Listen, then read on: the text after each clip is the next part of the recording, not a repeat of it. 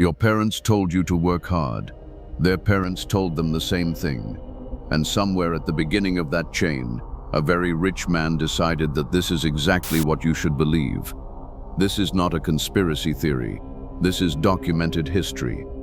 In 1902, John D. Rockefeller, the richest man in American history, created the General Education Board.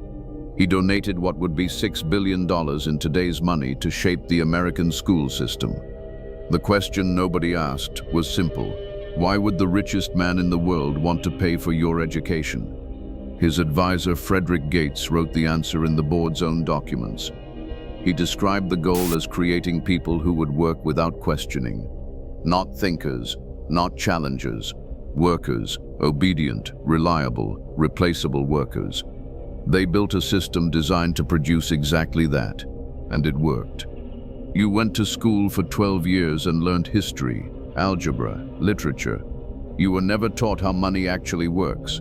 You were never taught how to negotiate, how to build assets, how to read a contract. That was not an accident. You were prepared for employment, not wealth. Arthur Schopenhauer called this Die Wille, the blind will. The force inside every human being that chases what it has been conditioned to chase, not what actually leads where it wants to go. Most people work harder and harder their entire lives because they were conditioned to believe that effort is the variable. It is not. Here is the real structure of wealth. The people at the top do not get paid for their time. They get paid for their judgment, their systems, their assets, their networks. A worker trades time for money. The moment he stops working, the money stops. A wealthy person builds things that produce money while they sleep. These are two completely different games. And the system Rockefeller funded was specifically designed to prepare you for the first game. Not the second, the first.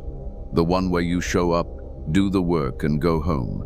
The one where your value is determined by someone else. The one where you can be replaced tomorrow. This is not about hating the system. The system is not personal. It does not dislike you.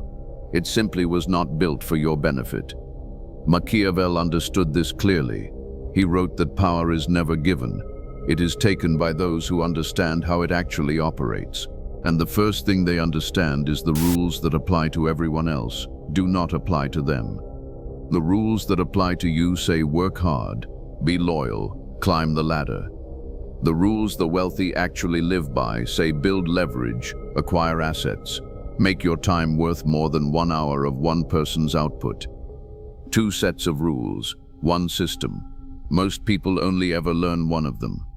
So why does nobody say this directly? Because the system that benefits from your labor has every incentive to make sure you keep showing up. A workforce that questions the rules is expensive. A workforce that believes in the nobility of effort is efficient. They chose efficient. Schopenhauer said the first step toward freedom is to see your own will clearly, to recognize when you are chasing something because you were programmed to chase it, not because it leads where you actually want to go. Most people never take that step, not because they are not intelligent, because they were never shown that the step exists. The people who escape this pattern are not smarter. They are not luckier. They asked a different question. Not how do I work harder, but what system am I inside? And does this system reward me or use me? That question changes everything. Hard work inside the right system builds wealth. Hard work inside the wrong system builds someone else's wealth. The difference is not your effort, it is your position. And position is something they never taught you how to choose.